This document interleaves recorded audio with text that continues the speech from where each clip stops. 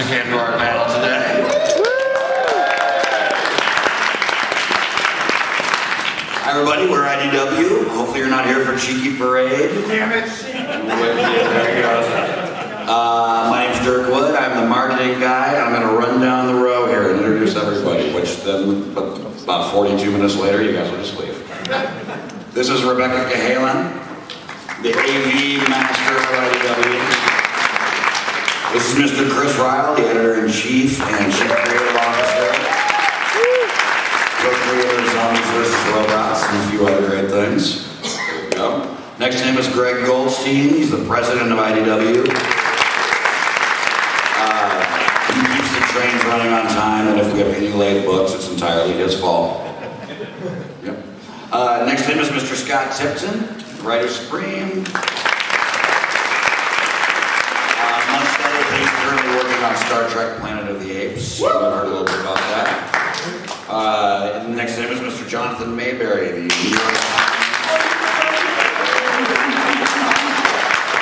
York Times best-selling author of Rotten Ruin, V-Wars, and multiple other great things. Next name is Mr. Joe Harris, who currently writes all of our X-Files books and may have an announcement today. And on his left is the fabulous Sarah Gatos, who edits 10 of our books, including Cartoon Network and Edward Scissorhands, who she's working on with, to her left, the fabulous Kate Leth. You probably know Kate from a lot of her great books she's doing for Boom, including Fraggle Rock, Adventure Time, Greatest Warrior, there's too many to even mention. Adventure Time. Yeah, that's right. Kid or Die. On her left, we have Mr. Gabriel Rodriguez. He's coming over to us called Lock and Key. He's working on something called Little Nemo right now. That is amazing. And a late addition, Jim, I didn't even know you were going to be here, but we have Mr. Jim Zub. There's, amongst other things, Samurai Jack for us, and we recently relaunched Dungeons & Dragons, and he's helming that up. So we've got nothing to talk about today, but we're glad you're here. Just want to say hi. Sit back down, Jim. All right, so we want to start going through some of this stuff? Yeah, and so before we start, we're going to cover a lot of different things here, but we inevitably don't cover everything, and there's probably some of you here for things that we won't cover. So please, when we get to the Q&A, if you have any questions about stuff we didn't bring up here, feel free to ask and we'll tell you what's going on. It's just, we try not to make this just a litany of everything we publish each time, so it doesn't get too tedious. But again, if there's anything we don't talk about, we probably have something to work for, so ask away. Typically, when the panel's over and they kick us out, as long as we're not run over by Cheeky Parade, we'll stop and answer more questions if we want to ask them. So we should start with the cover from George Perez, since we've never had that before. Yeah. And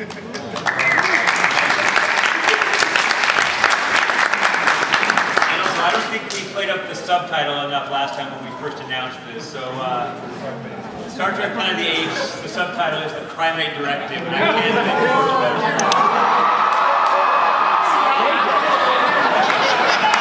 Thank you very much.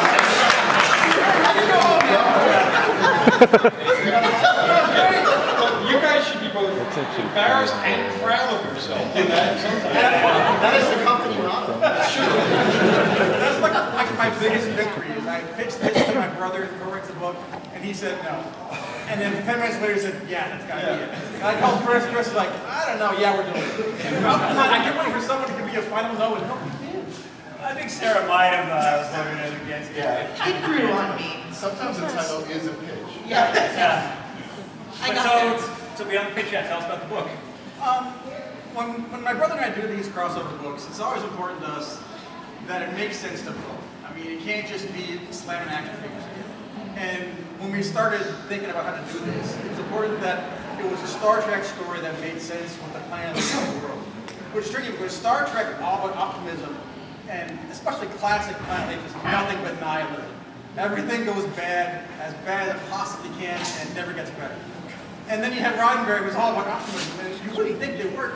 But because they're both kind of products of the 1960s movement in television and film, it fits together great. I mean, that's like a world Star Trek would go to and try to fix and try to think with, and because it's apes, they can't. And there's never going to be a happy ending in an ape story, ever.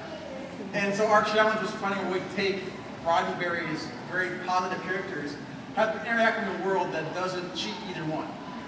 And hopefully, people think we did it.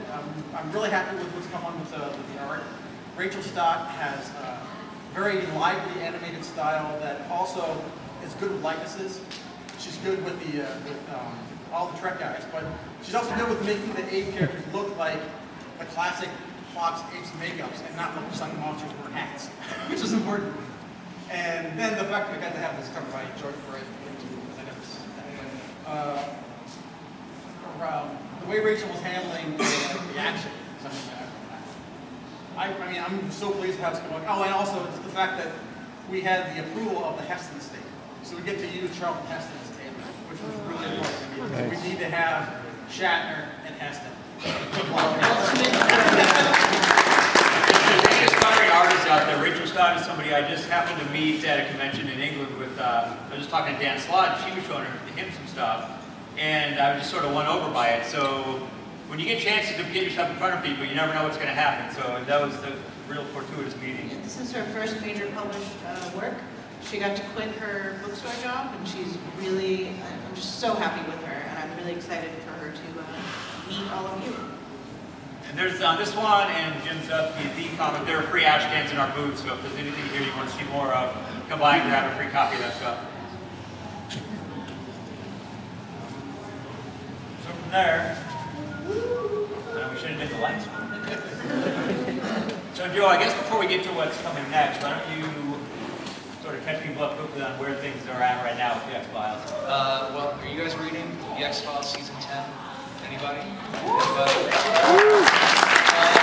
Recently wrapped our latest myth arc storyline, Pilgrims, which brought back both the dreaded Black Oil as well as featured the mysterious return of Alex Krycek. And we're currently in the middle of what we call Monster of the Month type story called Immaculate, which you may have seen issue 16. I think issue 17 comes out either next week or the week after that. And that's going to feature a special guest star that is going to gear up both the X-Files and the special new project we're going to be announcing today. So yeah, so the thing about X-Files, we've been doing it now about a year and a half, and we've got people like Tom Mandrake, who's a classic superhero, Batman. We're doing a really trippy story with Tom Mandrake. Yeah. It's going to be exciting.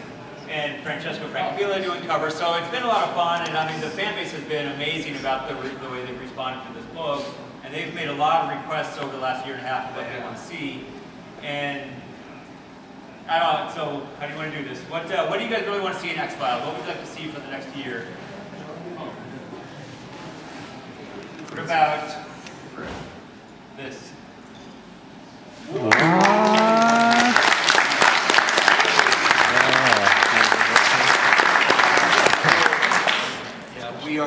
We are really excited to bring Chris Carter's other great television show to comics. It's going to sort of step out of the X-Files season 10 universe that we've really established and bring back Frank Black. And I think a really cool, really fun kind of post-millennium adventure. I don't think that show ever really got the run that it deserved. It got 3 seasons of some really, really awesome ideas, and then that was it. And it left a lot of things dangling. They sewed it up as best they could in a really cool 7th season of the X-Files episode of Millennium. But, I don't think that was, I don't think that was a good enough ending for Frank. And we've been able to come up with something really, really cool, spinning out of, again, the X-Files, kind of taking place in that same universe with something that's pretty distinctive all its own. Agent Mulder is going to be guest starring. Nice. We learned that when the clock ticked over from 1999 to 2000, things were not quite okay.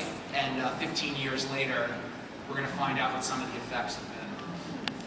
So yeah, we're excited about it not only for the potential of Millennium, but just the fact that Joe has been orchestrating X-Files from the start, with Chris Carter's input, and is now doing the same on Millennium. So anybody who likes X-Files You're going to like the way this is integrated into that series, and also, standalone as its own thing. These two are a lot of fun to write together too. I'm having the best time writing scenes between Mulder and Frank Black. All right, well, let's move on to Kate Left. How happy are we that Kate Left working for IDW?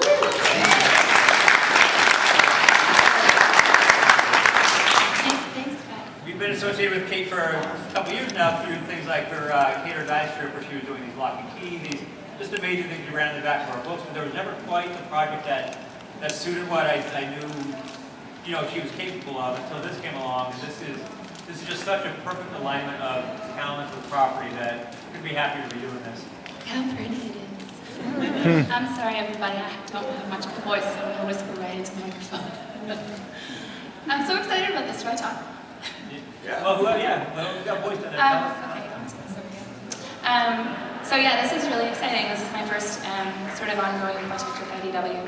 Do I sound sorry if I sound terrible? And I was so excited because at some point last year I got an email from Chris that was just kind of like, all it said was, how do you feel about Edward Scissorhands? And I just kind of sat there in my chair, like kicking my feet and freaking out. Because I love this movie and I loved Tim Burton. I still love Tim Burton, obviously. And I really grew up on this stuff. So, I mean, it's a challenge to take what is, I think to so many people would agree that it's such a perfectly complete movie and such a story that ties up so well, and to find a way to move on with it. But I think we've come up with a really fun and interesting story. It takes place quite a bit into the future, and I keep describing it as a Nancy Drew teen girl mystery story that also has Edward Scissorhands. So I'm very excited about this. Obviously, Drew Roush is doing the art. Is incredible. He could not be more perfect for this project. His stuff, it reminds me so much of Tim Burton's sketches for Scissorhands and for Nightmare Before Christmas. I'm so thrilled about this. It's just so fun. So there's an ashcan of this one as well.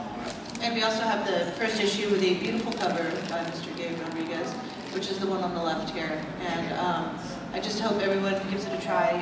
It's, like Kate said, there's no way to improve upon the movie, but this is a wonderful story set in this world, starring the granddaughter of Kim from the movie. So, I hope you guys give it a try. It's really, the fun thing I think, especially for me about this, is that I became part of, the little IDW family by doing these backup strips for Lock and Key, which happened because I tweeted at Gabriel Rodriguez. It's like, hey, I am obsessed with your comic. And then when we got into this project, I found out that Gabriel was doing the cover on the first issue. It's so exciting. So, yeah, I really hope people will give this a shot. Even if you're not super familiar with the film, or I think a lot of people are, but I think it really stands on its own. And I'm very excited for people to be part of it. It's going to be really dark. It's definitely going to be pretty creepy. So, I'm sorry, I was just saying, before we showed you the interior page, I just want to ask Gabe, what if you had to draw that outfit in those scissor hands every page? Yeah, when I started working in this cover, I need to study the hands of Edward to the accurate resemblance of the original scissors, and was quite a task. But I was very pleased when I got the invitation of doing this cover, because this movie was very important for me in a way to develop my own vision of creative arts in a very complete way. I think one of the things in which this movie succeeded the most was the perfect mix of visual, acting, a story to tell, and a way to appeal to both viewers and the way you see the characters developing. Everything was a harmony playing together in front of you in the screen during the hour and a half that the movie there. So I'm quite fond of this movie. I love the character, and so when I got the chance to discover, I was completely excited and postponed everything I was working in at that moment to get the best cover possible. So apologies to the editors. Well, the great thing about this too is that Edward's kind of the ultimate outsider, and I'm sure everybody in this room has felt like that at some point. And so Sarah, in the back of the book, has compiled all of these stories from people like fans of the property, and how Edward or similar things in pop culture helped them get through those difficult moments of adolescence or whatever point in life where you sort of feel on the outside. So just the stories in the back of the book that some of the creators and fans and people that have written in have told, and the pictures they've shared, really make this even that much more of a sort of complete package. If you want to share your awkward teen story or photo, please send them to letters@idwpublishing.com with Edward in there. Oh, Jim's in issue 2. BT Dubs. Yeah. We also have Kieran Gillen and Marguerite Bennett the first one. This is the advantage of having a And me, don't laugh too hard, please. I think our letters page has a lot of emotions going on in it. It gets real serious, but it's wonderful. The original subtitle, Edward Scissorhands, All the Feels. No word is banned from our book. There's a little look at some of the interior pages from Drew. Very exciting. And then a beautiful cover by Kevin Wada there on the left, who we're just mega fans of. And then the cover on the right is part of a special thing we do at IDW, kind of celebrating the artist edition books that we do. So this is a cover by Drew Roush, kind of in like a bizarro, old horror style. And yeah, issue number 2.